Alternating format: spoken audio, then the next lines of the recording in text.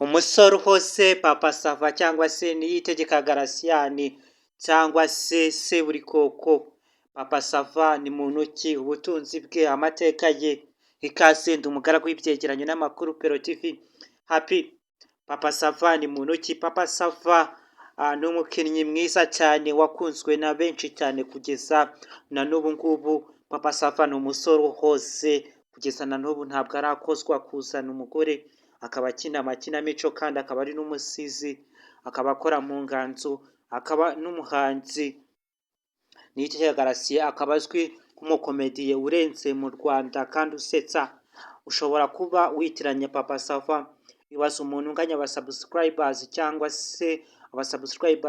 se abantu bamukurikirana na Radio Rwanda cyangwa se Rwanda TV cyangwa se Radio Rwanda.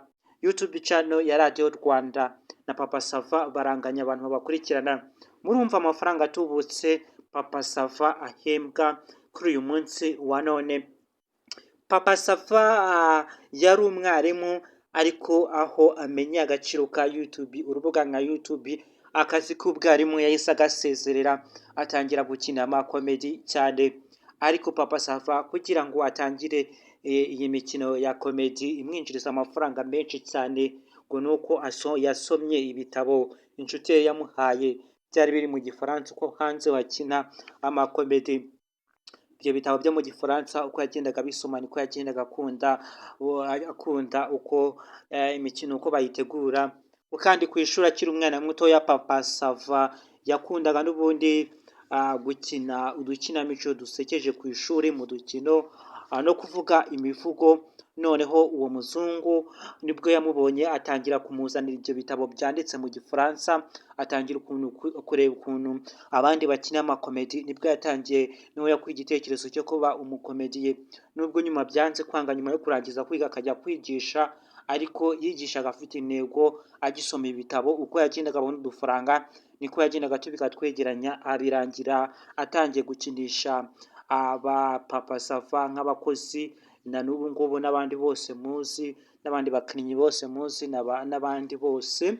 Papa Sava akaba yaratangiye gukoresha urubuga nka YouTube ku itariki 29 z'ukwa gatandatu 2013. Nibwo yatangiye gukoresha urubuga nka YouTube. Papa Sava akaba amaze kugeza ku rubuga nka YouTube video zingana n'1,400 zirenga, mu gihe Radio Rwanda yo imaze kugira 26,000 bya video, ariko bakaba bafite 1,400, ariko bakaba banganya abasubscribers.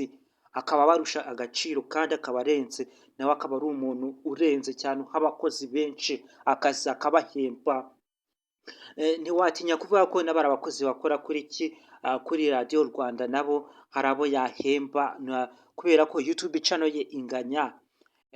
Turebye kuri YouTube channel gusa, YouTube channel ya Radio Rwanda nabo niye zirarenze cyane. Urabona ko ari mu nzira y'amajyambere, ashobora kubahembwa hagati ya miliyoni, uretse ko akoramo amafaranga yo kwishyura abakinnyi yakoresheje muri komedi ze.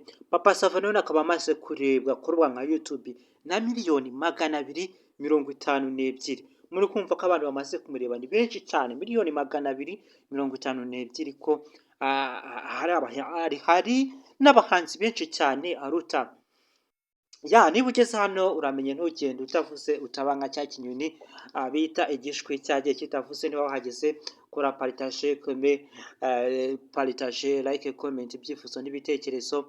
Ni ingenzi 5/5 5/5 mbagezaho amakuru yizewe 5/5. Papa Sava ni umuntu ukunzwe cyane, akaba ari umusore wanze kuzana umugore. Se kubera iki abantu bamaze kugafata, kubera iki batazana abagore? Munyandikire muri comment.